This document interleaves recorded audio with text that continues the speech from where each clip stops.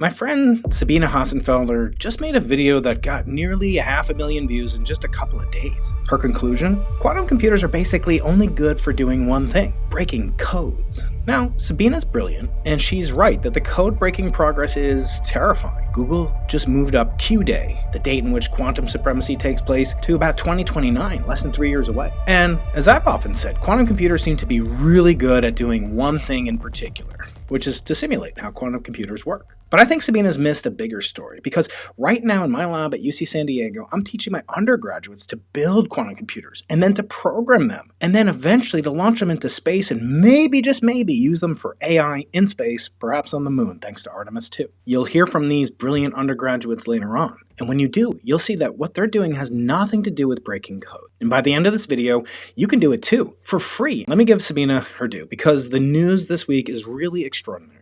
3 papers dropped in a single week. First, Google found an algorithm that breaks encryption 20 times faster than anything we've ever had before. That cuts the qubit requirement from 10 million down to roughly 500,000. They thought this was so sensitive they wouldn't even publish the algorithm. Instead, they used something called zero-knowledge proof, basically a math way of proving that, trust us, bro, without showing you exactly how it does so. Second, a startup called Atomic says that they can break RSA encryption with just 26,000 qubits in about 10 days, using neutral atom arrays, not the superconducting qubits I'm using in my lab, which are the same that Google and IBM are using. This is a radical speedup and reduction in complexity. It's awful difficult to get our lab equipment down to just a few tens of millikelvin, just a whisper above absolute zero, and far colder than even the CMB, which is what I study, at a balmy 3 Kelvin. Now, a third paper by another group showed that they can do it with 10 times fewer qubits than the original estimates required. Sabine is right. This is real, and it's accelerating faster than anyone predicted. The researchers themselves are debating whether it's even responsible to publish this stuff. Scott Aronson, one of the top computer scientists alive, said people in the field are reaching the point of wondering, should we publish this or not? In 1982, when I was a wee lad before high school even, accessing a university timeshare computer meant dialing in, often using a clunky acoustic coupler modem.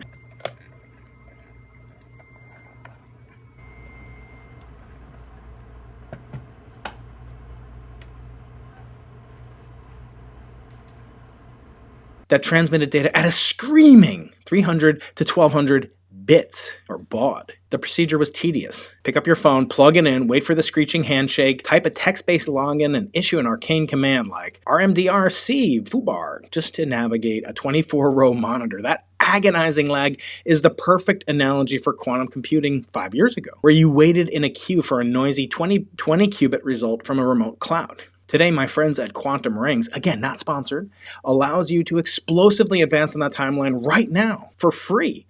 It puts a high-fidelity quantum circuit simulator with hundreds of qubits and millions of gate operations right on your laptop, replicating Google's $10 million quantum supremacy experiment on your own hardware. It's really a whole new world, and I want my undergraduates and my viewers and listeners in the audience to take advantage of it. The truth is that quantum computing holds immense promise. I mean, unimaginable things.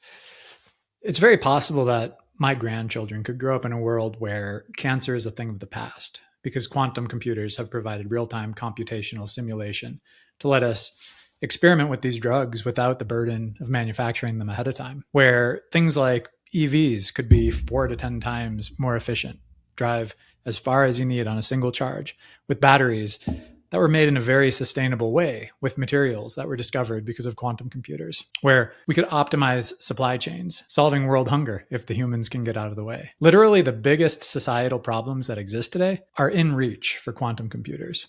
And it's not just science fiction anymore. This recent video covers 3 papers in the course of essentially a week that moved the goalpost dramatically for this goal. And we used to think about this as requiring systems that took millions of qubits, and now we're talking about hundreds of thousands of qubits. And that essentially brings it from like 2035 to 2040 down to kind of like 2029, 2030.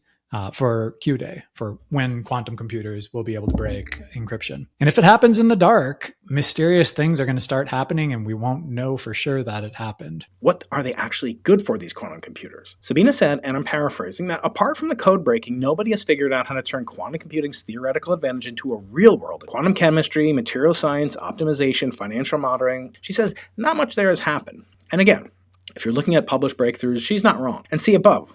As I said, quantum computers are awesome, unrivaled at simulating how quantum computers work. But Sabine is looking perhaps at the wrong metric. The revolution isn't in the papers, it's in the tooling. 5 years ago, if you wanted to run a quantum circuit, you needed to access IBM's cloud.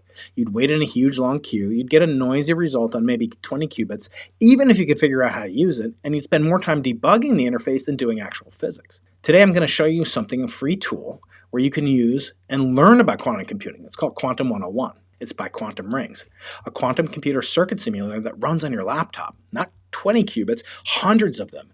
Millions of gate operations, high fidelity, on your desktop, on your laptop, for free. They replicated Google's quantum supremacy experiment, the one that Google said required a $10 million superconducting. Quantum Rings doesn't just simulate. Through their open quantum platform, you can write your circuit once and run it on real quantum hardware. And you can do that from multiple hardware vendors around the world. The same code, different machines. Imagine how cool this will be on your resume. They give you $50 in free credits every 90 days. No credit card. You can start breaking things and learning things and fixing things, but you won't break your bank. Quantum Rings built a free course called Quantum 101. And when I say free, I mean actually free. Not free trial, then you paywall it. Free forever.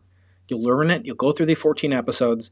They're self-paced, and they're taught by a brilliant student at MIT in the PhD program named Cora Barrett. She works in the quantum systems group in the engineering department with superconducting qubit arrays, the same technology Google and IBM are using for their code-breaking breakthroughs we talked about and Sabine has mentioned. Cora's not teaching you the theory from a textbook. She's teaching you from the lab. The curriculum takes you from ground zero, literally zero, not 0 Kelvin, but episode 1 is the math prerequisites and software development kit SDK setup. It's all the way from there to building a 100-qubit optimization algorithm. Cora takes you through single qubit gates, entanglement, Grover's search algorithm, quantum Fourier transforms, Shor's factoring algorithm, which is literally the algorithm behind the code-breaking news that Sabine broke, teaches you about noise and error mitigation, the real bugaboos that maybe stand in the way of immediately achieving quantum supremacy. The course takes you through variational algorithms and quantum error correction. We'll have some factor of e to the I theta, and we call theta the phase. This will come up a lot. Another thing I think is fun is that we can more intuitively see how I squared equals -1. Again, it's totally free, not sponsored. I love this group. They work with my students. And here's what my students had to say. The biggest surprise was realizing that quantum physics doesn't have to be intimidating, and it's actually kind of mind-blowing. Thing is that Quantum 101 turned complex theories into pure curiosity, basically, and made me enjoy every second of it. The thing that surprised me the most about the Quantum 101 course was knowing that qubits can be stored across a wide variety of media, such as neutral atoms, artificial atoms through superconducting qubits, and photons. It's really just mind-blowing to think of. Just thinking back on the complex theory we study in our quantum physics classes, I thought it would be much more difficult too. I saw you run my first quantum algorithm in just a few weeks. With Quantum 101, it was easy to do that. These are physics undergraduates, including a freshman. 6 weeks ago, none of them had touched a qubit. Now, one of them's actually got an internship at one of the top quantum computing labs in the world in the Bay Area. Now they're all running Shor's algorithm on their MacBooks. That's not just a testimonial, that's data. Okay. Now lastly, the internship. Why does this matter? And here's the part that makes this urgent. Quantum Rings is hiring summer 2026 interns right now.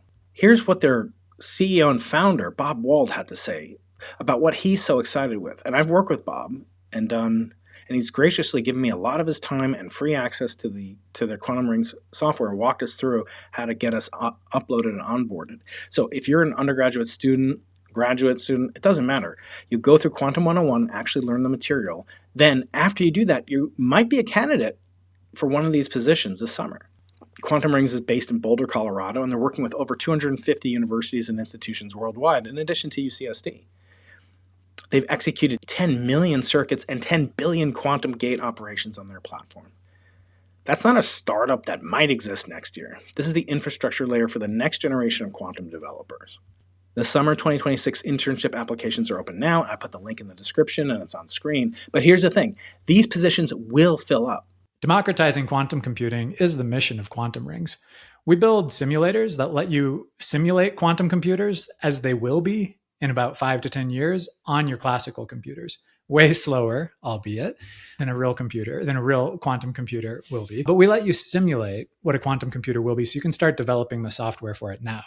We make it free for students and for personal use so that anybody can come and explore and innovate.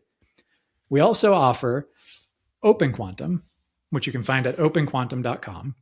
That gives you free access to quantum computers. All the commercially available quantum computers will give $50 in free credits every 90 days for people to run their own experiments. So let me bring you back to where we started, Sabine's question. What are quantum computers actually good for? It's a great question. Code breaking? Yes, and clearly that's terrifying because all of our banking, all of our Bitcoin and so forth runs on that. But the real reason there's only one application showing dramatic progress right now is that code breaking has a clean, well-defined problem with a known quantum speedup. Shor's algorithm has been understood since 1994.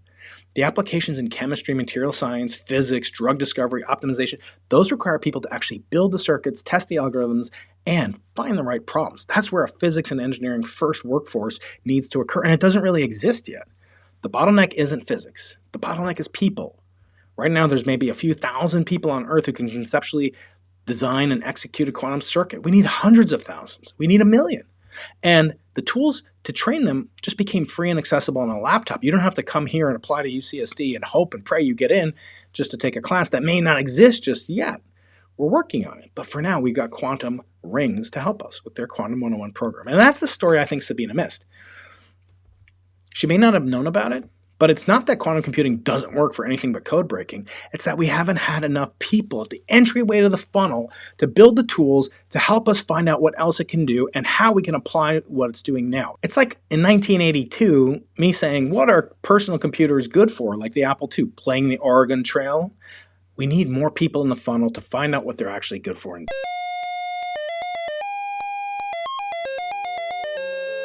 go watch Sabine's video. I think it's great. I'll link it right here. And I think she's right about the danger. I just think the opportunity is bigger than she's letting on. If you're a student or a researcher, just curious, go through Quantum 101. Let me know what you thought about it. Tell me what you built. I want to see it.